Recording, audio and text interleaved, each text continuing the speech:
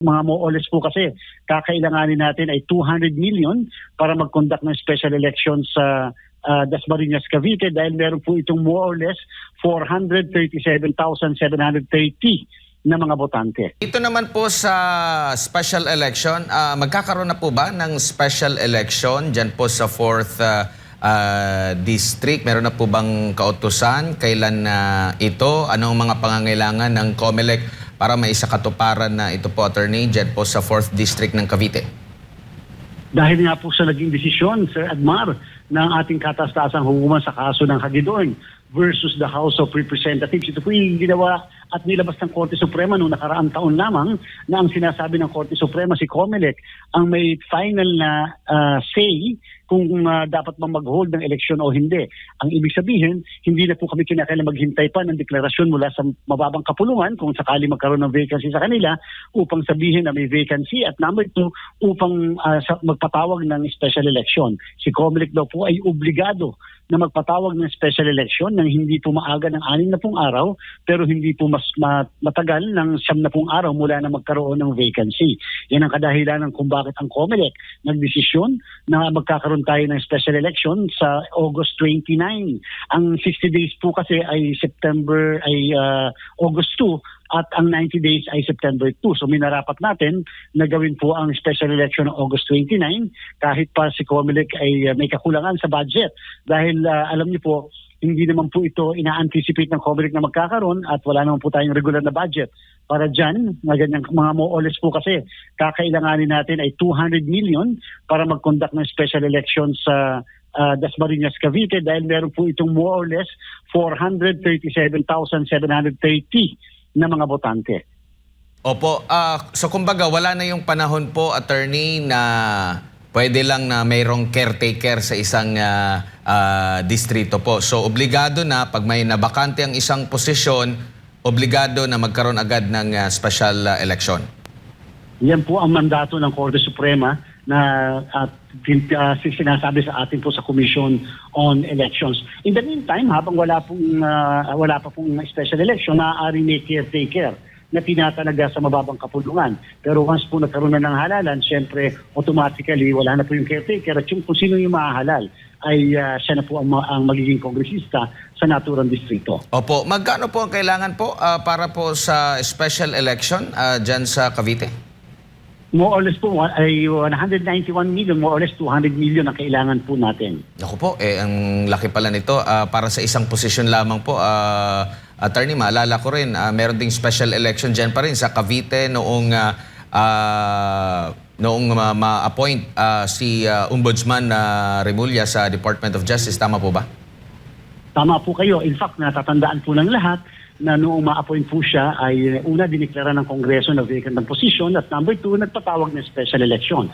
Nung si Kalihim Rex Gatchalian po ay natalaga bilang sekretary ng DSWD, dati siyang kongresista ng Valenzuela, nagdineklara po ng House of Representatives na vacant ng position pero hindi po sila nagpatawag ng special election. Kaya hindi po kami nagpatawag ng special election. Ito pong namatay yung pong Congressman Salbami ng Palawan.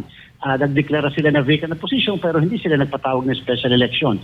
Nung po yumao naman po si dating mayor, ngayon naging Congressman Edward Hagedorn, ay dineklara po nilang vacant pero hindi po nagpatawag ng special election ang mababang kapulungan, kung kaya yung pong kaanak ay pumunta sa Korte Suprema at kinwestiyon. Kaya po nagresulta yan doon sa sinasabi kong Hagedorn versus House of Representatives. At yan po ang naging basihan ni COMELEC kung bakit tayo nagpatawag ng special election dyan po sa Antipolo City. Noong yumao naman, yung dating kongresista Acop.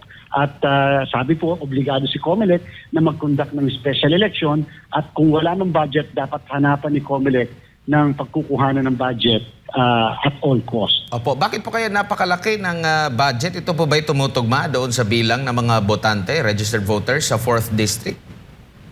Opo, alam niyo po kasi nung tayo ay nag-hold ng special election sa Antipolo na may kulang-kulang lamang na 200,000 ang botante, 98 million na po ang amin pong kinailangan nun eh.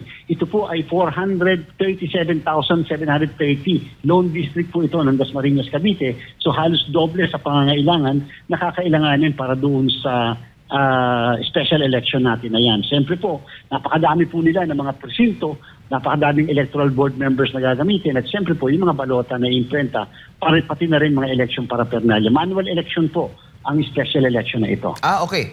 Yun sana yung isusunod ko na tanong. So, hindi siya yung automated, yung talagang mano-manong isusulat nila po, attorney. Hindi po ba mas makakatipid kumpara doon sa automated? Wala po kasi tayong, remember po yung mga makina, hindi natin ito binili at yung mga makina po ay nirentahan lamang natin. At one-time gamit lang po yun, one-time rent. Kung bakit ito gagamitin sa Bangsamoro sapagkat nakalagay sa batas na pinromulgate po na at naging batas, nakalagay sa Section 3 noon na kung ano ang ginamit natin ng mga kagamitan, sistema, machines, noong May 12, 2025 elections ay siya rin gagamitin para sa Bangsamoro parliamentary election. Pero sa Barangay SK, wala pong ganun eh. Kaya po manual po ang halalan. At saka po sa special election, manual po ang halalan. Parang yung ginawa po natin sa Antipolo, manual po ang ginawa nating halalan doon. Opo. Kaya magkakaroon ng special election dahil po tinanggal na mga kapwa mababatas itong si Congressman Kiko Barzaga. Ang tanong, maaari pa ba siyang tumakbo sa same position sa kanyang distrito sa darating na special election? Pwede po, sapagkat yung pong pagkakatanggal ay hindi perpetual disqualification to hold public office. So, ibig sabihin, hindi po kami otorisado na itanggihan ng kanyang certificate of candidacy sapagkat hindi naman po nagkaroon ng isang krimen na kung saan ang krimen ay may karampatang perpetual disqualification to hold public office. So, makakapag-file pa rin po siya ng kanyang certificate of candidacy. Opo. Doon naman sa kaso, Chairman, si Jade po ulit ito. Doon sa kaso po ni Senator Rodante Marcoleta, anong status po noon? Wala na po siyang kaso sa amin sapagkat na-dismiss na po namin sapagkat wala na pong batas na nagpaparusa sa isang kandidato na hindi nagre-report o na-report yung kanya pong contributor. Dati-dati po, tama po, noong 1985 na Omnibus Election Code, pinaparusahan po yan bilang isang election offense. Subalit noong 1991, nagkaroon ng batas, binago, inamend yung umiiral na batas at sinabi na ang hindi pagre-report ng isang kandidato ng kanyang mga contributors ay hindi na kasong kriminal. Ito po yung na-decriminalize. Kung hindi na po ito kulong, kung hindi administrative fine na lang na maaaring 2,000 hanggang 20,000 piso. Opo. Pero doon sa mga contributors po niya, ongoing ho ba ang investigation po sa kanila? Yes po, sapagkat hindi po kasi nabago yung batas naman noong 1985 na ang mga contributors ay dapat mag-report ng kanilang contribution sa Commission on Election. Kung hindi, sila po mananagot bilang isang election offense. Pero natatandaan po ng lahat na yung pong mga contributors na hindi pa naman po namin napapasagot. At ibig sabihin, hindi pa po namin napapakinggan ang kanilang panig.